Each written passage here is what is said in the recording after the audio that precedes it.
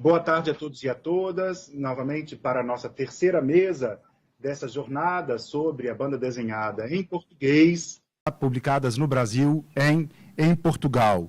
Para começar a nossa terceira mesa, nós agradecemos a presença do professor Pedro Moura, que é professor adjunto, não é, e convidado da Escola de Artes e Design das Caldas da Rainha e do Instituto Politécnico de Leiria, formado pela Arcor e investigador independente e, igualmente, membro do Costa Icon Mix. Pedro vai nos falar uma conferência intitulada Sísifo perdeu um braço, a tragédia cultural... Desculpa, pulei. Desculpa, pulei a página. La bande dessinée portuguesa, pardon, Pedro. Portuguesa como um sistema semi-periférico. Bem, boa tarde. Eu, se calhar, ia pedir só o favor de... Eu gostava de ver a audiência, claro. Olá. Bons dias a todos.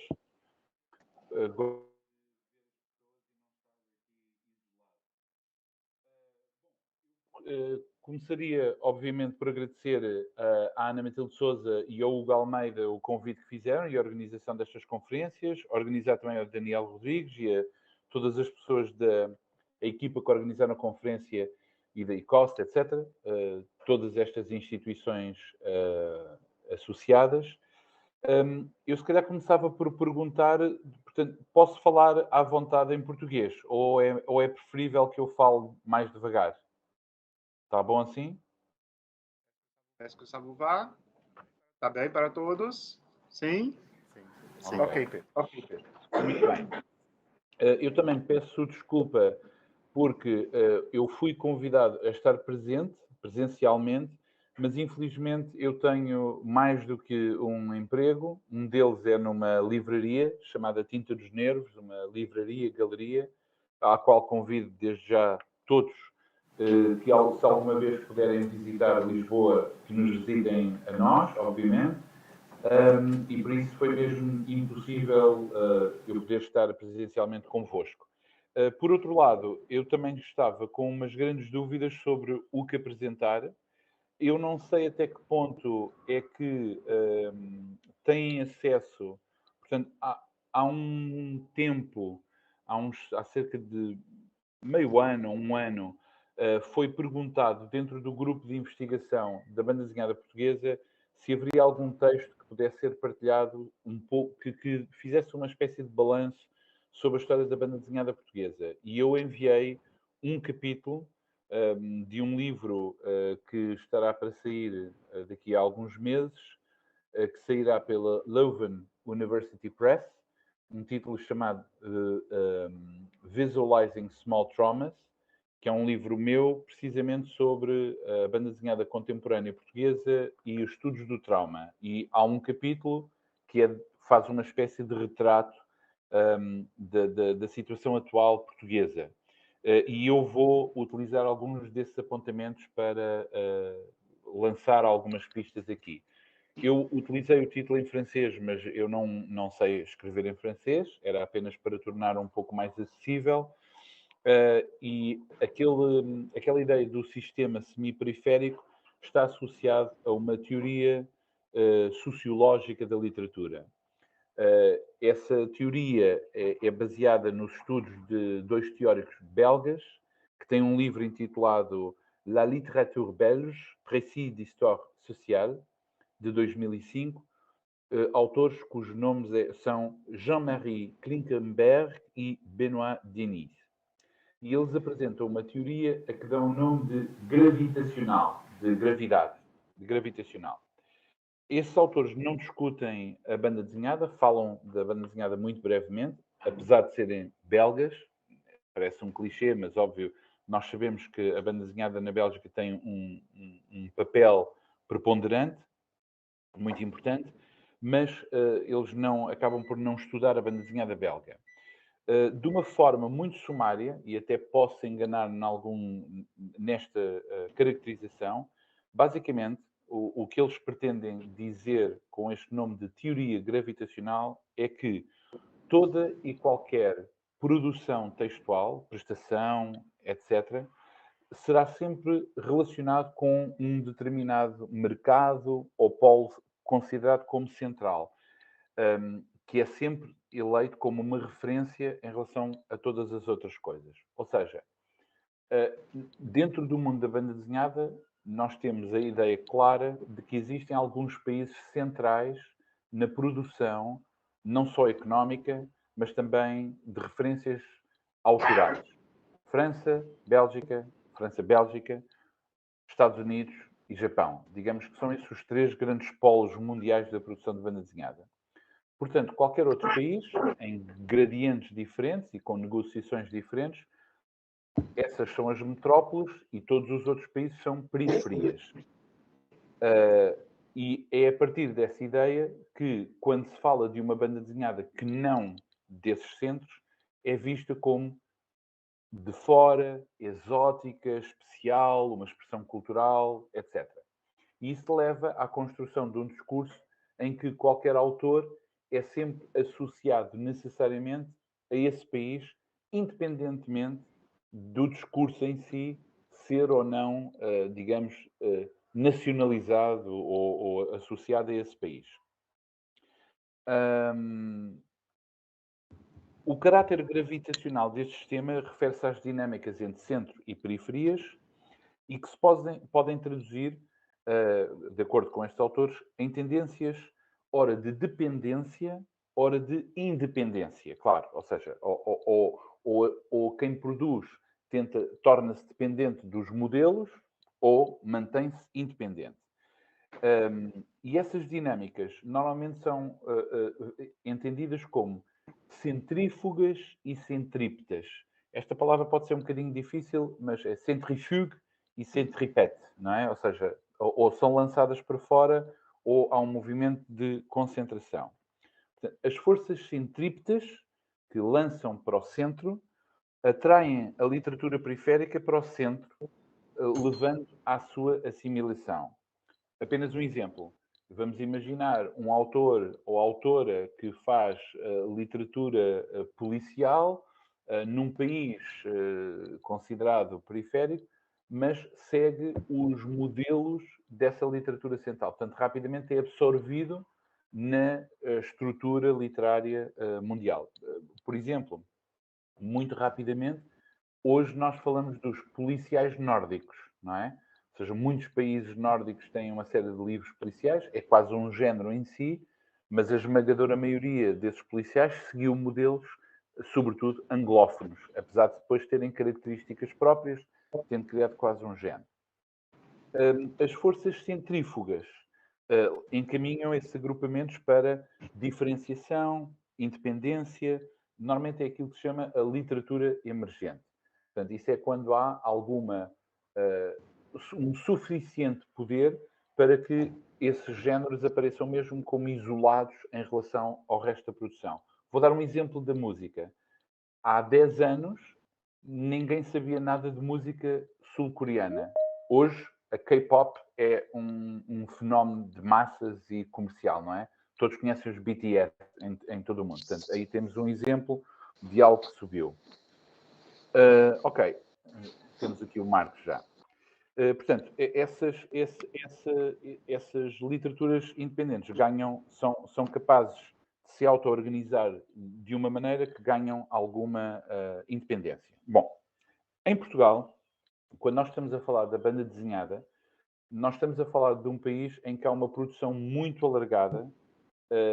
Eu diria, em termos históricos, muito rapidamente, e isto é algo que eu já repeti noutras circunstâncias, Portugal tem menos escolas, école, não é como, por exemplo, no mundo franco-belga falamos da École de Marcinelle École de Bruxelles, alguns estilos, em que temos uma série de autores a cumprir, também porque existe um mercado que apoia a existência de livros, autores iguais. Em Portugal isso não existe, portanto a esmagadora maioria da produção é sobretudo individual e autoral. Ou seja, temos autores individualizados mais do que escolas, apesar de podermos fazer grupos ou agrupar, juntar alguns autores por uma circunstância qualquer. Só que o que é que isso leva a esta visão de modelos? É que muitas vezes leva a perguntas que são colocadas com modelos centrais. Por exemplo, uma pessoa perguntar quem é a Marjane Satrapi portuguesa? Qual é o mouse português? E a resposta, obviamente, é, como temos esse modelo, procuramos, não há nada que se encaixe, dizemos, não é nenhum. E, portanto, existe a ideia, então a banda desenhada portuguesa não tem valores significativos ou não tem autores interessantes. Não, a questão é que esse modelo é que não funciona. Portanto, temos que olhar o que é específico à produção portuguesa e procurar, então, os autores que são mais interessantes. Portanto, tem que se criar um discurso que ponha de lado a homogeneidade cultural criada por esses mesmos modelos. Eu peço desculpa, eu não cheguei a ver as horas e não me quero estender em demasia. Pode deixar, estou vigiando. Como? Eu estou vigiando, pode deixar. Ok. Não, mas eu quero mesmo ver para eu perceber as partes que devo saltar ou simplificar. Pronto. Ou seja, eu entro numa das partes do meu texto e que poderei, ou seja, é um capítulo, mas poderei criar, por acaso não chegámos a falar se estas conferências produziram atas ou algum tipo de proceedings, mas eu poderei elaborar um texto em português mais simplificado com estas ideias, mas basicamente eu tento escavar um pouco estas questões para caracterizar a especificidade portuguesa. Ou seja, entro nesta ideia da criação de um sistema semi-periférico, que na verdade é baseado, por sua vez, numa leitura política de um sociólogo português que é o Boaventura Sousa Santos, precisamente criando uma distinção, porque existe uma dicotomia, digamos, quase de primeiro mundo, terceiro mundo, e depois a questão é que temos que ver um outro tipo de flutuações. Bom, como eu disse, em Portugal há uma grande produção. Existem autores, por exemplo, que tentam criar livros ou obras que são convencionais ou que tentam seguir modelos mais comerciais. Ou seja, conhecem perfeitamente os modelos franco-belgas ou americanos, etc., e tentam fazer o mesmo. Criar quer dizer, existem autores que trabalham para esses mercados diretamente, mas eu estou a falar de autores que trabalham para o mercado português, mas como se estivessem nesse mercado, querendo criar livros que se encaixem nesses modelos. Há um pouco de tudo. Há autores que têm sucesso em termos comerciais, outros que têm algum sucesso em termos críticos, mas a verdade é que, as mais das vezes, esses objetivos não são conseguidos. Ou seja, o criar-se livros, obras, de acordo com esses modelos externos, normalmente não conseguem. Por uma razão simples, porque esses mercados têm tanta produção desses modelos, que não é um exemplo português que se vai conseguir encaixar facilmente. Portanto, mais rapidamente temos um outro tipo de linguagem com banda desenhada mais independente, autoral, etc. Uma ilustração, até para introduzir a intervenção do Marcos Farrajota a seguir com a Chile com carne. Eu, entretanto, tenho um outro artigo que já foi publicado precisamente sobre a Chile com carne. A Chile com carne é um exemplo claríssimo de uma estratégia alternativa e independente, perfeitamente integrada num sistema de circulação europeu, mas que é um sistema alternativo. Ou seja, não estamos a falar de uma circulação pelas Casterman, Reproduct, etc., mas sim por toda uma série de editoras que existem na Europa, Cuti Cuti, Canícula, Stripberg, etc., mas que de facto é uma rede, é uma verdadeira rede de colaboração e de cooperação autoral, de produção, que se espalha pela Europa, uma cooperação transnacional. Criando até mesmo, e se me permitem ir buscar outro aspecto teórico, estratégias que criam aquilo que um sociólogo brasileiro chamado Gustavo Lins Ribeiro chama de transfronteiras sociais e que contribuem para sistemas e culturas translocais. Este autor, na verdade, está a falar mesmo de cidades, de Foz do Iguaçu e Ciudad Juárez, mas eu aproveito um pouco o que ele fala, portanto, ele está a falar de espaços reais, mas eu utilizo como uma espécie de metáfora para estes mercados paralelos ou verdadeiras redes de contacto paralelas que, e vou citar o Ribeiro, cito, são muitas vezes vistos como espaços fora do controle estatal e, consequentemente, são avaliados de modo negativo pelas autoridades e pelos meios de comunicação social como zonas dadas a atividades ilegais. No caso da banda desenhada, o que é que isto quererá dizer? É a falta de atenção crítica, ou seja, como não são textos, digamos, para todo o público, não tem o mesmo tipo de atenção crítica que outros objetos comerciais têm, né? Jornais, televisão, etc. Porém, têm circulação e muita publicidade nesses tais canais transnacionais e alternativos. Continua a citação. Estes espaços podem ser assim manipulados facilmente em nome de diferentes interesses políticos e económicos, uma vez que são zonas liminais, híbridos que misturam pessoas, coisas e informação de origens tão dispares, diferentes, e acabam por revelar as fragilidades dos Estados-nação. Ou seja, o que é importante é que estes textos, no caso da banda desenhada, não apenas são textos diferentes, mas eles próprios, existindo e no seu discurso, mostram, são em si mesmos um discurso contra-hegemónico, crítico dos sistemas políticos, sociais, etc., vigentes na circulação comercial. Bom, desculpem, eu estou só a ver, não sei quanto tempo é que falta. Peço desculpa. 5 minutos. Pronto, então eu quero mesmo simplificar, mas a ideia que eu queria. Eu não estou a dizer nomes, obviamente, porque se eu começasse com nomes, não é? Falar de autores, passávamos aqui a ter slides, a falar deste e mais este autor. Existem muitos autores a trabalhar isto. E aquilo que eu queria apresentar era mesmo a importância, número 1, de olhar para Portugal como um polo de produção específico, com a sua história específica, com as suas especificidades de mercado. Por exemplo, em termos de dinheiro, é muito simples. Não há dinheiro. Portanto, isso é o ponto de partida. Não há dinheiro, os autores não... Isto é o ponto de partida. Depois existem diferenciações. Deixem-me só contar uma anedota do mundo mais comercial, ok? A editora, isto é uma história que posso divulgar, não é um segredo.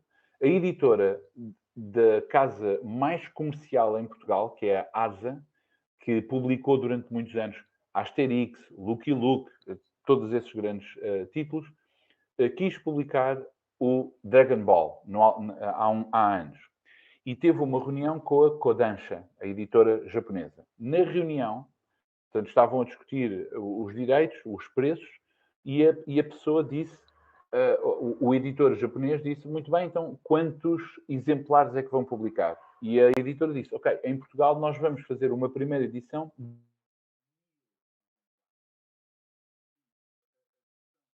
traduzida, português e japonês, e o japonês, que estava a falar, digamos, de uma forma descontraída, nesse momento para e faz uma cara de grande surpresa.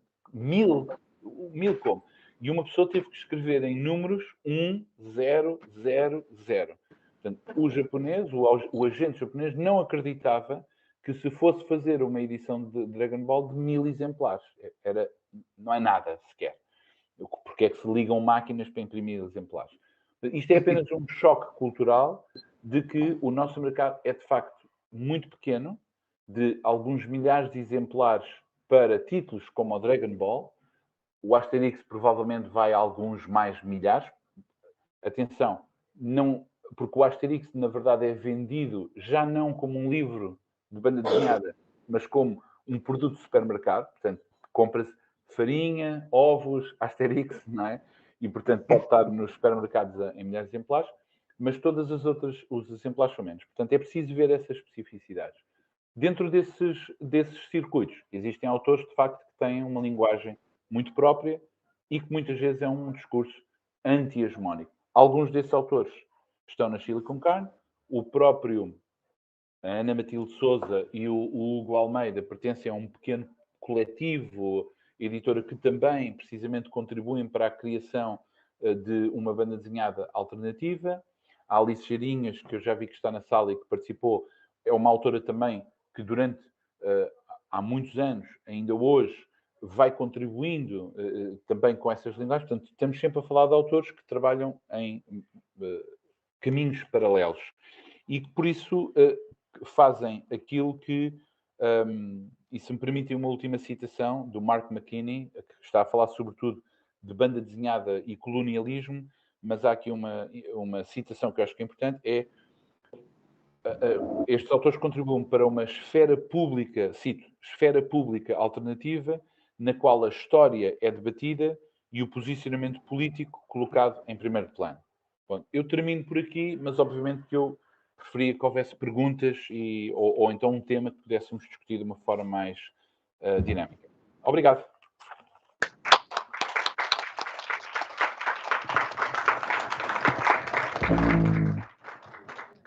Muitíssimo obrigado, Pedro, por essa intervenção. Nós voltaremos logo após a conferência do Marcos para um debate. Ok? Sem mais tardar, eu gostaria de agradecer a presença do Marcos Farrajota, autor, desenhista, editor, responsável pela Silicon Carne,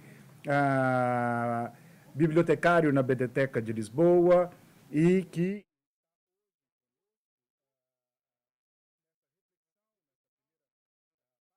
são sobre a banda desenhada em português, ainda mais centrados na produção brasileira e portuguesa, para nos falar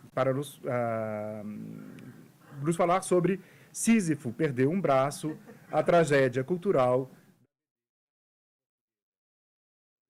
Obrigado, Marcos. Eu passo então a palavra. Bom, antes de mais, está tudo a funcionar? Está toda a gente a ouvir, etc? Sim. Ok, fantástico. Ok. Não é normal eu meter-me nestas coisas da web. Bom, obrigado pelo convite. Eu, na realidade, vou fazer meia dúzia de apontamentos muito dispersos. A vida de bibliotecário não é aquela coisa chata que a maior parte das pessoas devem pensar que é. Por isso, isto são uma série de pensamentos muito dispersos, realmente, sobre banda desenhada em Portugal. Bom, primeiro, em Portugal saem bandas desenhadas, álbuns em grandes editoras que cospem no sofrimento de milhares de humanos que enfrentaram a guerra colonial. Estes álbuns são higienizados de toda a carga política e histórica. Os cenários africanos servem para dar cor exótica a um produto sub-Tarantino. Ninguém na imprensa ou na crítica foi capaz de dizer isto. Pelo contrário, o grande bastião da alta cultura, que é o Jornal Expresso, considerou um desses livros como o mais importante sempre na banda desenhada portuguesa. Bom, malta, é só BD. Bom, dois grandes festivais de banda desenhada em Portugal acontecem em Beja e na Amadora. São municípios cheios de problemas sociais, entre eles o racismo. E, no entanto, estes festivais, de forma acéfala, continuam a fazer exposições de autores com humor buçal e sexista. Estes eventos são organizados por departamentos culturais da Câmara. Nada disto é pensado, nada disto é discutido. É só banda desenhada. Também. Who cares? Bom, publicam-se também BDs eróticas para desejos meramente masculinos, mas, curiosamente, não por editores do sexo masculino, assim, suados e nada disso, mas até por editoras, mulheres. Se não tivesse havido a pandemia, o ano passado, um dos festivais teria uma dessas BDs onde há maior dedicação à violação de mulheres. Eu não procuro censura ou ser contra a BD erótica, heteronormativa ou não, mas é curioso e deixarei isto as feministas provavelmente à toa com esta situação. Mas Ei, é só banda desenhada. Vejo a Academia fascinada com os seus estudos culturais sobre BD de forma política, ignorando que os produtos que analisam muitas vezes são produtos industriais, marcas registradas multinacionais, sob um regime de produção fordiano do trabalho. Pergunto-me se alguém tem essa noção dessa diferença entre um trabalho artístico e um de fábrica. É que parece-me que é só BD. Pronto. Bom, nitidamente há falta de cultura na banda desenhada em Portugal. No entanto, existem quatro BDtecas espalhadas pelo país. Há países que nem sequer têm uma. E tirando as exceções que confirmam as regras, raramente vejo aqui, na BDteca de Lisboa, que faz agora 25 anos, fez este ano, não vejo estudiosos usar esses equipamentos culturais, nem os pretensos programadores de festivais, os jornalistas e, pior de todos, nem os próprios autores. Bom, pelo visto há certezas. Há certezas do que se faz e do que é que se investiga. E esta atitude acho que está muito próxima do fã, essa vil criatura, uma espécie de sociopata que lhe falta modividência, e por favor não vamos confundir isso com o turismo massificado deste milénio, atenção, porque tudo se resolve na vida de um fã no seu universo de bolso. O académico ou o leitor que enaltecem as fantasias da fantasia, que elas abrem as portas à imaginação, que veneram a ficção como um deus. Bom, vejamos, voltamos agora ao normal. E o que é que se fez com essa imaginação toda produzida pelas grandes marcas, pelas grandes companhias, por toda esta imaginação do coletivo? Absolutamente nada. Todos nós quisemos voltar ao normal, nada serviu estas orgias de cosplay ou multiversos e afins. Se calhar não há uma Second Life, provavelmente. Mas voltamos a Portugal. A maior parte da produção, como o Pedro referiu, mais ou menos, parece que se dedica muito ao escapismo e inundam com obras que são superfícies dessas grandes escolas, ou vamos dizer, mas é mercados, ou vamos chamar indústrias, que acho que é o mais correto, vindas do Japão, dos Estados Unidos, da França e da Bélgica. Só que, como ele disse, o facto de não haver um mercado forte, essas reproduções, essa reprodução da superfície acaba por não dar frutos, porque não há uma continuidade, não há um status quo para manter essas produções. Aliás, tanto que os autores que são melhores a seguir esse caminho, ou historicamente acabaram por emigrar, como o Jaime Cortês, que foi para o Brasil, o Eduardo Teixeira Coelho, que foi para a França para trabalhar na revista Pif Gazette, o Carlos Roque foi para a Bélgica, trabalhou nas revistas Tintin e Spirou, e obviamente nos dias de hoje, com as tecnologias digitais, consegue-se chegar a mercados estrangeiros sem ter que sair do país de origem, não é? E temos aí alguns casos, como por exemplo o Jorge Coelho, que trabalha para a Marvel nos Estados Unidos, ou o Jorge Miguel, que trabalha para as Humanoides em França. Mas o que não percebo é porque é que há toda esta nulidade, porque é que de facto, porque é que a banda desenhada portuguesa acaba a ser tão tradicional e conservadora. Eu digo esta banda desenhada portuguesa assim num aspas porque existe alguma que obviamente é publicada em grandes editoras e que tem um protagonismo em festivais e agentes de promoção. Bom, a grande desculpa será sempre os 50 anos do fascismo, como é óbvio, a nossa herança salazarista, mas no entanto também parece que haja poucos estudos sobre isso. Há alguns sobre a censura, por exemplo, estou a lembrar-me que há um estudo intitulado, curiosamente chamado Salazar contra Superman, de Ricardo Leite Pinto, que faz essa abordagem sobre a censura, mas talvez falte ainda pensar sobre o que é que se publicava, como é que se publicava, o que é que isso trouxe de herança correntes das privadas, ou seja, as revistas que eram publicadas pelo Estado Novo, através da Mocidade Portuguesa, de forma que elas competiam neste pensamento e nesta criação de uma escola de banda desenhada portuguesa que houve, ou que há, de certa forma, que é um desenho realista, baseado em adaptações históricas e literárias com um teor nacionalista. Porque estas porque estas bandas desenhadas, além de terem sido editadas nos tempos do fascismo, também continuaram a ser mais ou menos ou regularmente reeditadas ao longo dos anos 80, 90, ou ainda mesmo recentemente foi reeditado Os 12 de Inglaterra de Eduardo Teixeira Coelho em 2016 pela Gradiva. E não se percebe muito bem porquê, porque há este fascínio ainda. E, no entanto, sempre autores do sexo masculino. Houve autoras também, desta altura, mas reedição destes trabalhos, nenhuns. E elas existiram. Estou-me a lembrar, por exemplo, da Bicha, que é o pseudónimo da Maria Antónia Cabral, por exemplo, que tem uma série chamada Três de Braço Dado, o que o nome pode assustar um bocado, porque faz lembrar realmente algumas marchas militares do fascismo. No entanto, tem um estilo gráfico jovial e um discurso super divertido. E ela, eu vou-vos mostrar um exemplo, que já que estou aqui na BDTech e temos aqui o material à mão. Pronto.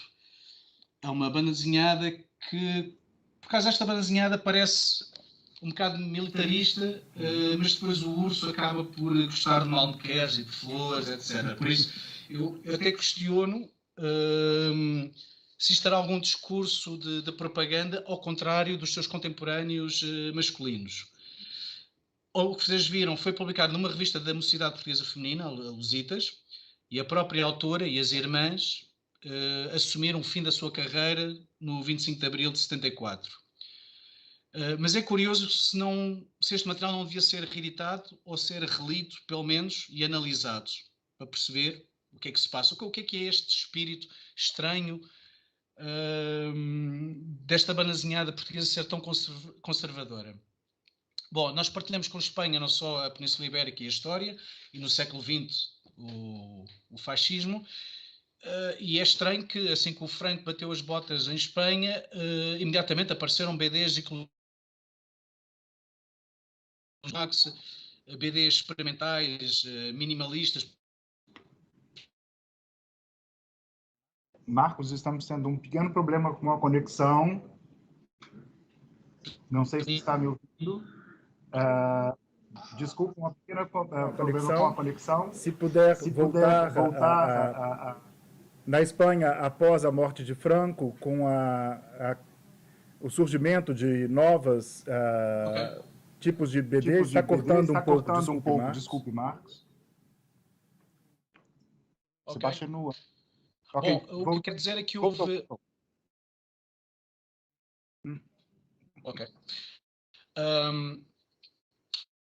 Dizer é que em Espanha, imediatamente, morte do Franco, houve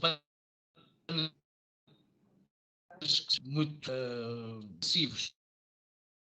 Marcos, se puder cortar a sua câmera, melhora bem a conexão. Ok. Ok, melhor. Está tudo bem? Sim, tudo bem. Desculpe. Não, tudo bem, tudo bem. Mas cá isso não aconteceu, pura e simplesmente. Vou-vos dar um exemplo. Por exemplo, há pouco tempo tive que... E agora sem câmera não consigo ver bem as coisas, mas vou fazer isto, suponho que funcione. Há pouco tempo tive que fazer uma investigação sobre o punk na banda desenhada portuguesa. E no material mainstream, vamos chamar assim, só encontrei uma representação sobre o punk numa banda desenhada francesa, curiosamente, do Serge Clerc. E eu não quero estar a dizer que o punk é o alfa e ômega da cultura, ou da vida, do universo e isso tudo, mas quando foi publicado em 85, o punk ainda era significativo no imaginário público e urbano. E houve, obviamente, também outros autores que representaram punks, mas, por exemplo, a diferença aqui é que foi em jornais. Por exemplo, o Relvas, com Sangue Violeta, no jornal 7, publicou bandas desenhadas que falava da movida do bairro alto, dos punks, dos copos e isso tudo. Mas justamente por ser um jornal cultural e não um jornal de banda desenhada. E acho que esse espírito até passa um bocado desde o século XIX, em que o Rafael Bordal Pinheiro fala do que lhe apetece, mais ou menos, nos seus jornais, o Carlos Botelho no século XX, o Relvas outra vez, na transição o Nuno Saraiva faz isso e mais recentemente o Marco Mendes. Mas a verdade é que todas as pessoas, agentes do mercado da banda desenhada, do mercado do livro ou das revistas do quiosque de banda desenhada, os temas contemporâneos, os temas da juventude, o nosso amiguinho Zeitgeist, não há nada. Só há ficção científica, aventura, western, etc, etc, etc. Por isso, para quem quiser fazer uma investigação sobre a banda desenhada em Portugal e quiser procurar temas que sejam contemporâneos, interessantes, etc., vai ter que encontrar isso em edições pequenas, fanzines, edições de autor, pequenas editoras. É realmente o trabalho de Sísifo que eu queria chamar a atenção, porque parece que estamos sempre condenados ao insucesso. Mal se deu o 25 de Abril, apareceu uma revista chamada Visão. Eu devia estar a mostrar para vocês, não conhecem. Pronto, a revista Visão. Pode colocar a câmera novamente, assim veremos. Se calhar é melhor, não é? Pois. Sim. Ok. Espera aí, talvez um bocadinho mais para lá, um bocadinho para aqui, etc. Bom, é uma revista que faz uma tábula rasa em relação ao passado. E desculpem lá, espera aí, queria mostrar aqui um bocadinho de psicadélico, etc, etc. Bom, mas a revista aguentou realmente 12 números, entre 75 e 76, entre crises políticas, económicas. Vou tirar a câmera, já sei. Não. É porque a imagem não chegou a vir, Marcos. Credo. Não, mas não há problema. Bom, vou mostrar só assim, só isto, que acho que é suficiente, de certa forma. A câmera está vindo, como a conexão está lenta, ela demora um pouco a aparecer para nós. É só isso. Ok. Está visto? Não, ainda não. É sério?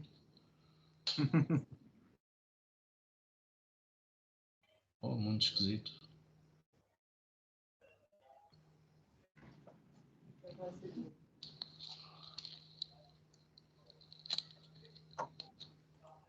Não temos o fluxo suficiente para que apareça. Desculpe, Marcos. Bom, ok, tudo bem, vamos continuar, então, nesse caso. Bom, a revista era realmente muito luxuosa para o país que vivia em penúria e demasiado sofisticada para um país analfabeto. E foi preciso quase esperar 15 anos, em 1990, para aparecer um projeto parecido, a LX Comics, uma revista que poderia pôr no rótulo uma gaveta do pós-modernismo, eventualmente. Eu pertenço realmente a essa geração dos anos 90 e quando comecei a interessar mais por banda desenhada, para além dos gostos de teenager, dos cómics ou da BD.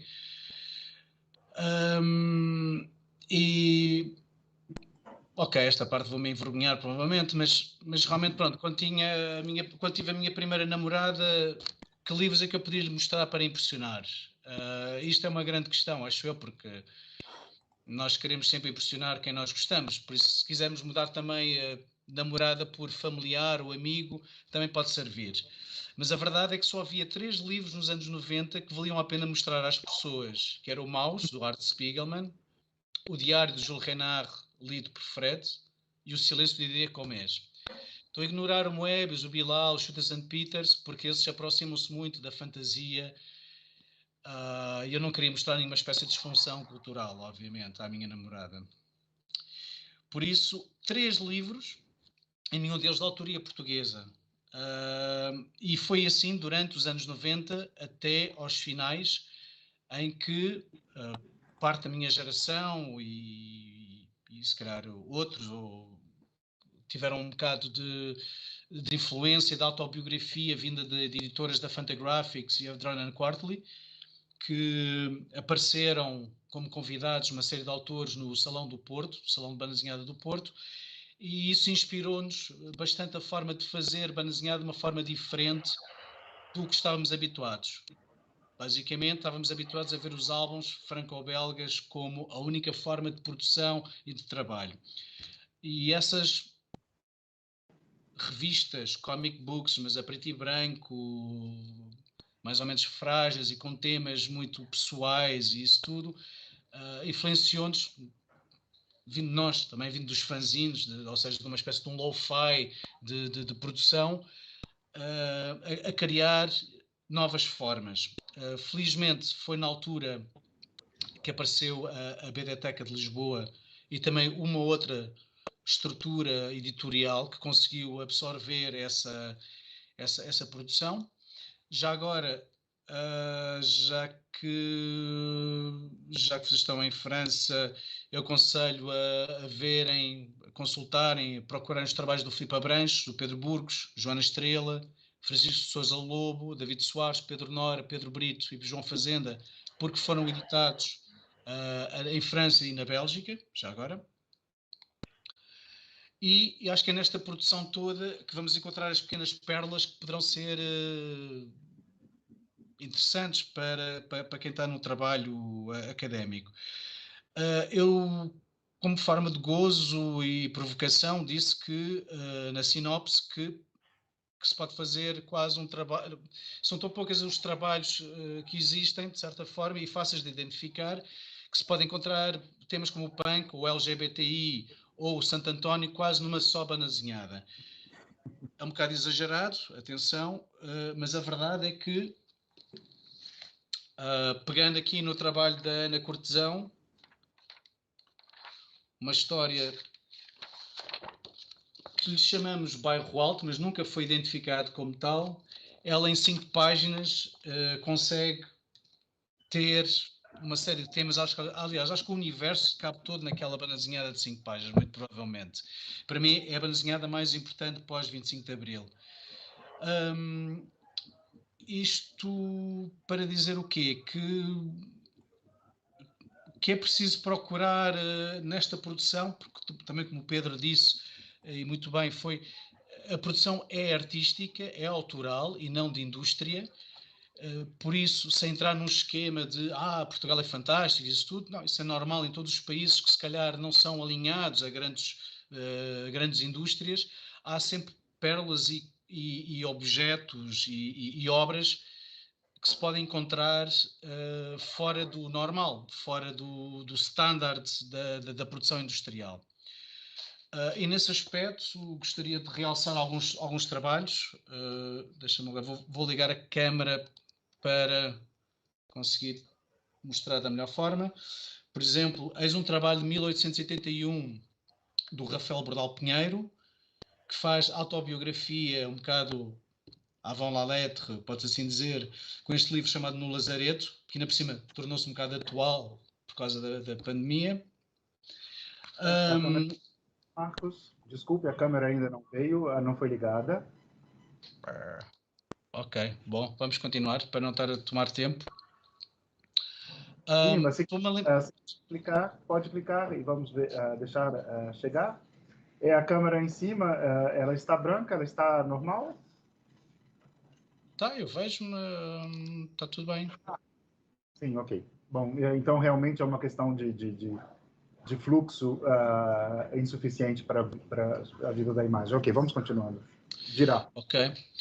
Por exemplo, temos o caso do Stuart Carvalhais, que usou balões de fala de uma forma sistemática nos anos 10, ainda antes da produção da banda desenhada europeia, embora ele depois tenha abandonado mais tarde, mas pronto, é um caso interessante de questões técnicas e formais que se pode encontrar no meio destas obras não standardizadas, pode-se assim dizer. Há a extensa obra do Carlos Botelho, que entre 1928 e 1950 cobriu pedaços da sua vida, tem relatos de viagens no estrangeiro, faz um diário de e sobre Lisboa, odiava o fado, que eu acho que é a coisa mais importante, se calhar até, e acho que fez para aí cerca de 8.000 páginas, em que só há 2 livros que conseguiram publicar, compilar parte desta obra. Por isso é uma coisa extensa e acho que é quase única no mundo, diria eu. Obviamente que há bandas desenhadas que percorrem a vida de autores, como a semificção, etc., mas são crónicas, por isso há mesmo aqui um teor muito, muito personalizado. Há o Boneco Rebelde, do Sérgio Luís, uma obra dos anos 40, que quebra a quarta parede, sai da banazinhada, encontra-se com o Tintim. Não se sabe como é que a Molissarra ainda não processou este trabalho, mas pronto, acho que é interessante a nível formal falar nele. Outro interessante, A Lei da Selva, do Eduardo Teixeira Coelho, um trabalho de 1949, em que os protagonistas são animais em estilo realista e não aqueles funny animals como acontece nos Estados Unidos, etc. Ou seja, não são os humanos, é uma banda desenhada fora do normal. A própria BD da Ana Cortesão, que eu disse há bocado que era mais importante, provavelmente depois do 25 de Abril, pode-se lá encontrar tudo.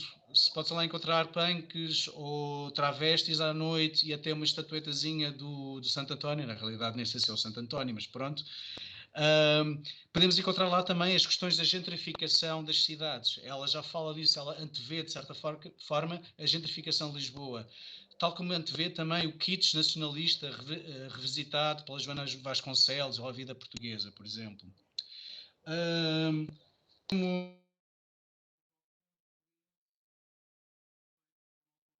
Anos, que fala de uma vida que já desapareceu, muito provavelmente, no centro do Porto.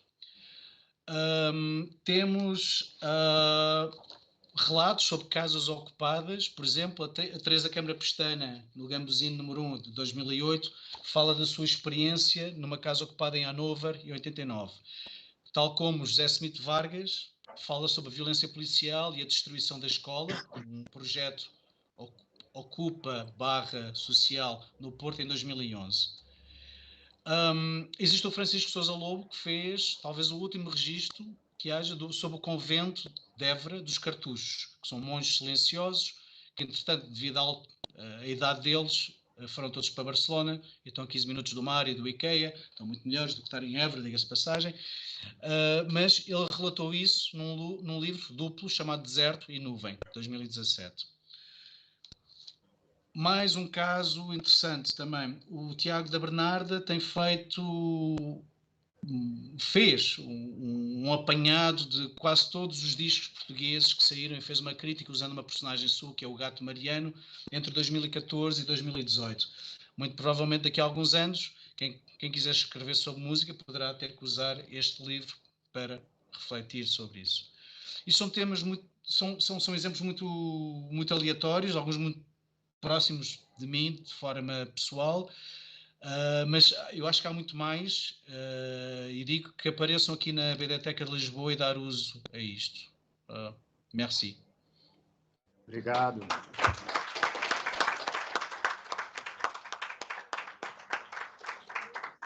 A imagem chegou no final, Marcos. Conseguimos ter a imagem no final para fechar com chave de ouro. Muitíssimo obrigado pelas duas conferências que de alguma forma dialogam, não é? Dialogam com a questão do lugar da produção, não é? Do lugar da produção, mas também de como o lugar da produção pode perpetuar certos discursos ainda ancorados em momentos históricos que nós queríamos ultrapassados, mas que ainda não são, não é? Não sei, reza a regra para darmos primeiro a palavra ao público longínquo, não é? Não sei se no YouTube nós temos alguma pergunta.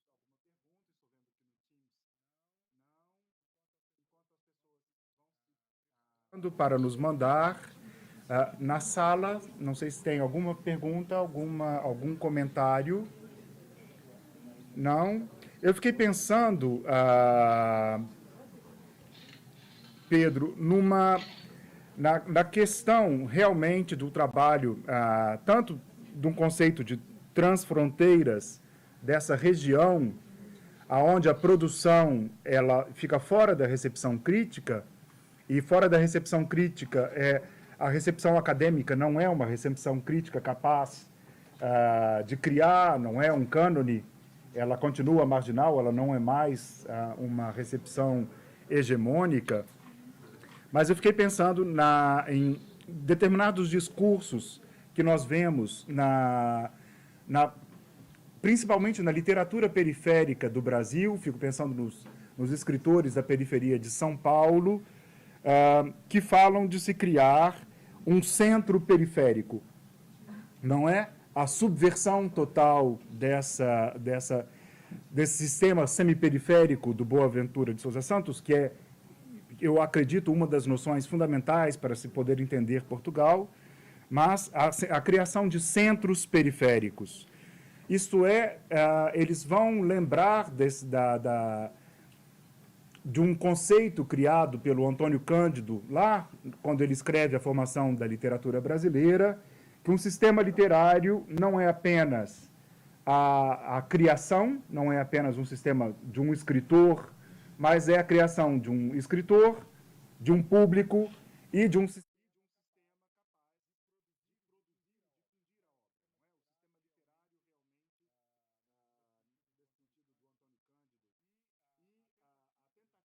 É a tentativa da criação de um sistema literário na periferia, não é? Então, não seria essa outra linguagem, como você disse, não é?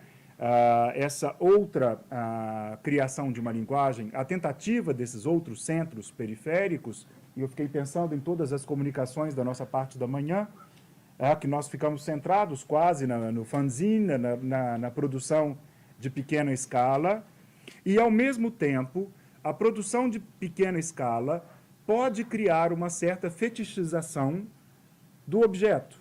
Isso quer dizer, ele volta para o sistema hegemônico como fetiche. Eu fico pensando nas tiragens das poesias experimentais, dos folhetos dos anos 60. Isso quer dizer com custos, com preços astronômicos, as primeiras edições que ninguém mais consegue comprar, não é? E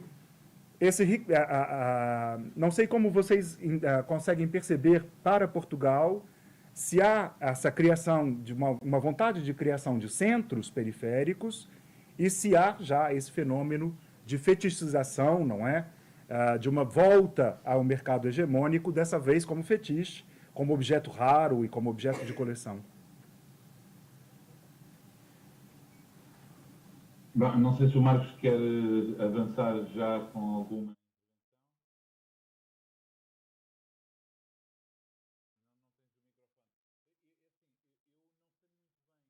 Qual dos pontos responder, porque essa foi uma reação muito. Aquilo que disse é muito. São muitos temas, não é? São muitas questões. Portanto, eu não tenho a certeza em que medida consigo responder. Eu começaria talvez pelo o último ponto mais simples de responder.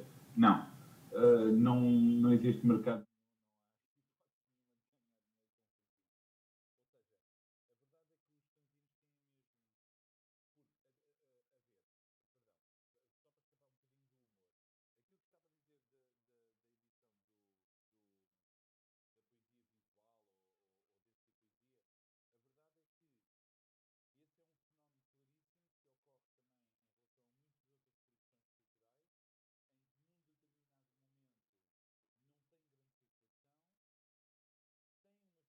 Ação crítica dentro de uma elite crítica e, historicamente, é reavaliado como obra significativa e essa reavaliação histórica olha para trás, não encontra o objeto, portanto, o objeto sendo encontrado novamente torna-se um objeto de mercado especial. Ora, isso nos fanzines eu penso que não vai acontecer. Se não aconteceu nos últimos 40 anos, não consigo imaginar que volte a acontecer.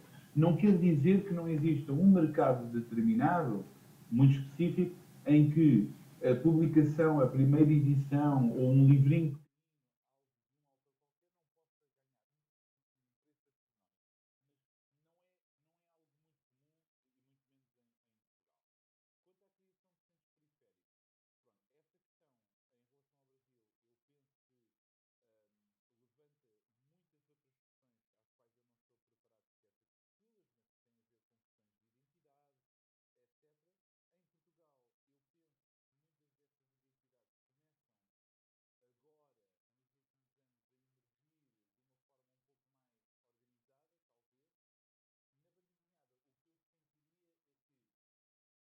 como o Marcos disse há pouco, o que existe há uma homogeneidade cada vez maior de um determinado setor. Ou seja, os livros que circulam dentro dos festivais, ganham prémios, são publicados por uma determinada editora e circulam nas livrarias, começam a ganhar um peso significativo, mas criam como que uma espécie de patina, de filtro, o qual não é possível entrar se não se repetir o mesmo tipo de discurso. É óbvio que é poroso, porque existe espaço, afinal de contas, se o Marcos me permite, neste último festival, houve uma exposição dedicada a Ana Margarida Matos, uma autora publicada pela Silicon Kind, que, a meu ver, é um livro que, surgindo como livro, circulando no mercado, rebenta completamente com todas as expectativas do livro convencional, da narrativa convencional. É um livro, podemos chamá-lo experimental, e, portanto, existe algum espaço. Agora, vamos ver como é que é a recepção crítica. O que acontece os tais centros periféricos. Existe já um outro tipo de recepção que circula muito bem noutros circuitos. Portanto, pode não estar em determinados jornais ou determinados sites ou determinados locais, mas está noutros. E é uma coisa paralela. Agora, o mais problemático, parece-me a mim, e isto, obviamente, que nós teríamos que fulanizar, ou seja, tínhamos que ser muito precisos em quem é que está a falar, o lugar de fala, como se hoje diz em dia, não é? Qual é o tipo de discurso que é feito sobre os livros? Ou seja, muitas vezes os livros saem e o livro é celebrado, mas com algumas frases feitas. Por exemplo, esta frase: uma história muito bem contada. Outra frase: um desenho inconfundível do mestre X com o seu estilo inconfundível. Isto são frases que são aplicáveis em qualquer livro e não significam nada. E, portanto, eu sou um pouco egoísta, talvez, na minha visão do que é que significa crítica, mas a crítica, hoje em dia, é fazer uma sinopse e dizer que o livro é bom e que vale a pena comprá-lo, etc.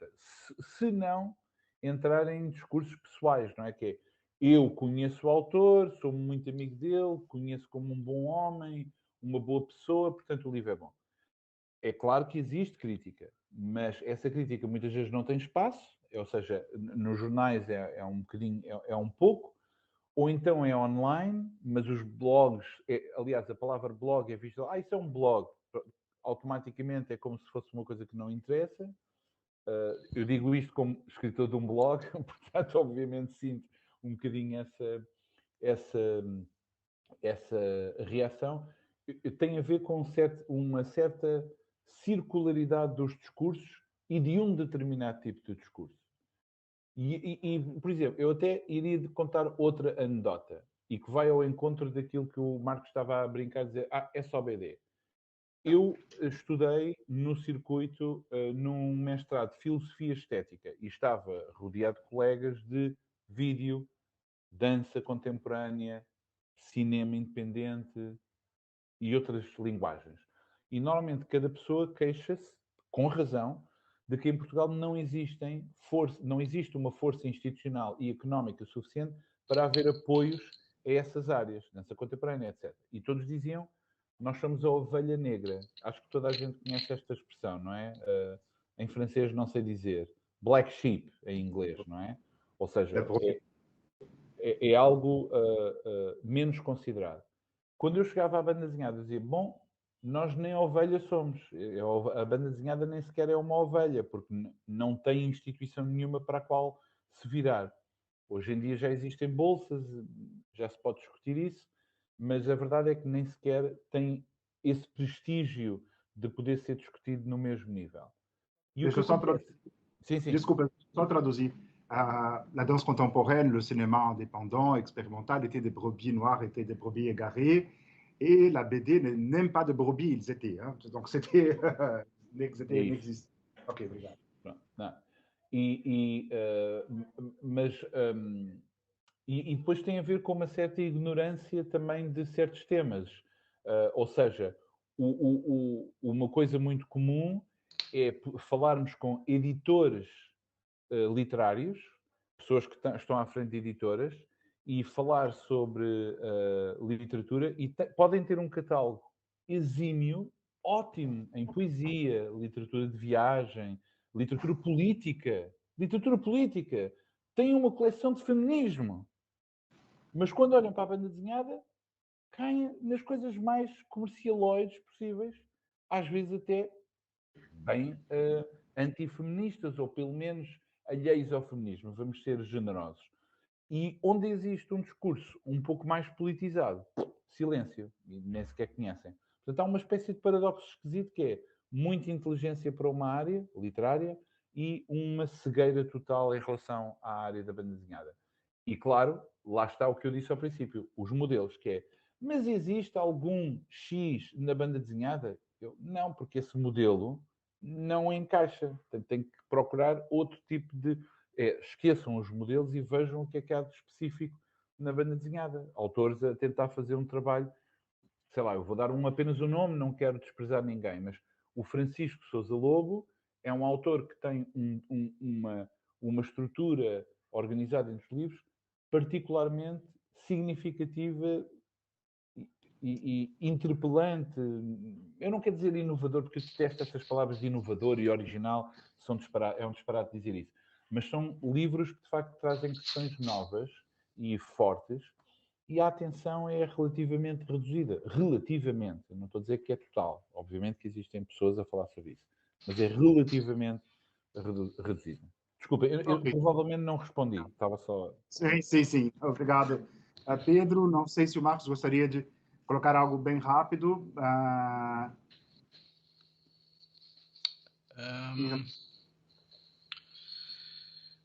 Não, acho que concordo mais ou menos com o que o Pedro está a dizer. Em relação à especulação de edições, eu tenho observado algumas situações em que isso tem acontecido. Algumas edições que as tiragens são pequenas e quando acontece um pequeno fenómeno qualquer, mais mediático, facilmente essas edições podem esgotar e tornarem-se valiosas. Estou a falar, por exemplo, no caso do Papá em África, do Anta Kannemeyer, um autor sul-africano, que é um livro que simula um bocado o aspecto editorial do Tintin e que deu alguns escândalos cá em Portugal e também um prémio, que, por exemplo, encontrei no outro dia a 100 euros no mercado do Facebook. Mas não sei até que ponto é que isto... realmente não há uma tradição de fazer, tirando algumas... tirando o fetiche já dos próprios colecionadores, mas lá está, eles vêm ainda das grandes produções, das grandes tiragens. Ou seja, querem ter as coleções completas de coisas que são comerciais. Eu acho que há aqui um hiato esquisito, por exemplo,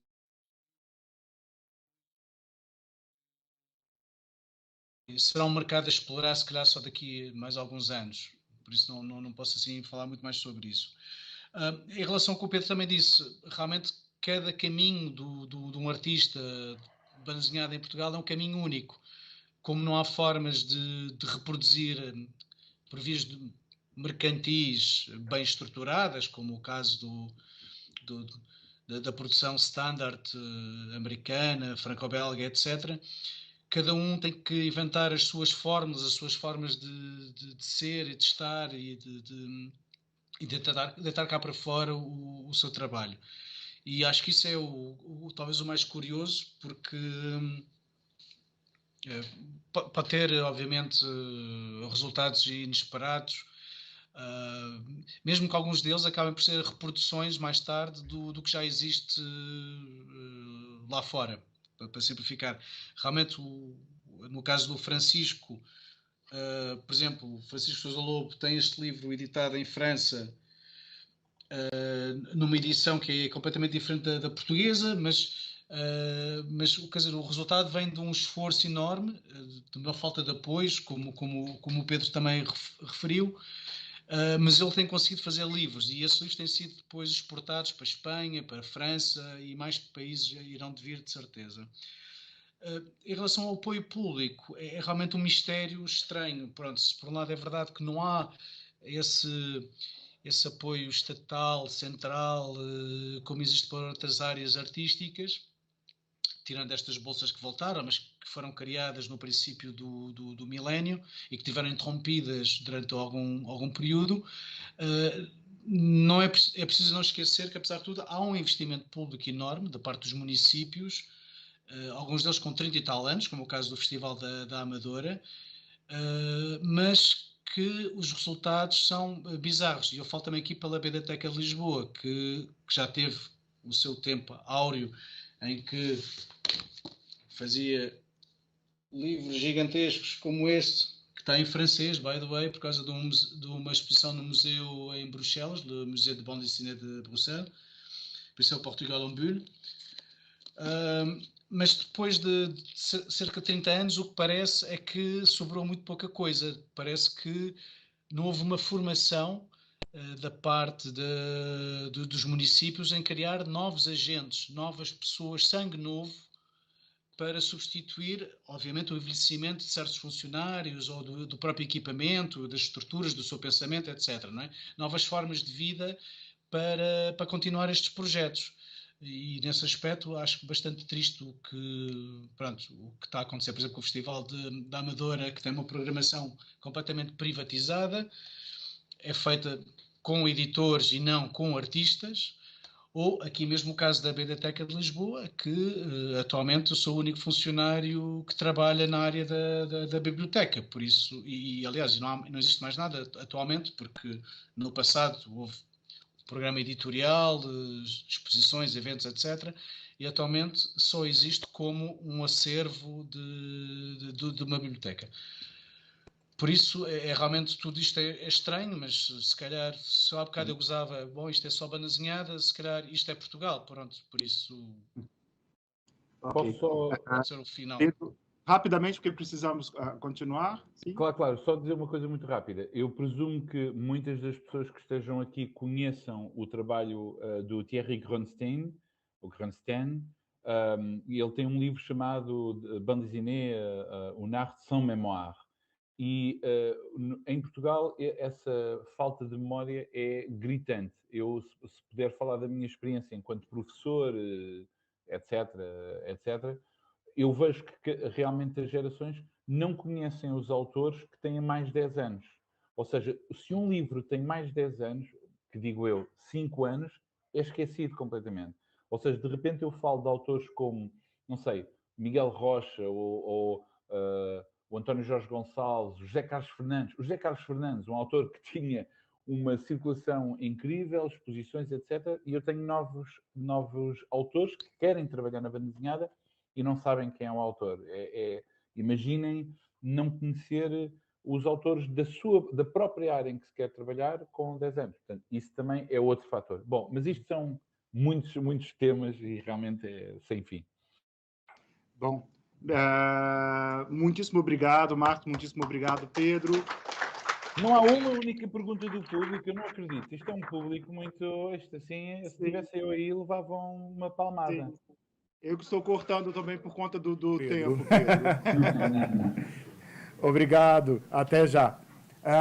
On va faire une pause vraiment très courte de 5 minutes, 5-10 minutes juste pour boire un petit café et on revient rapidement.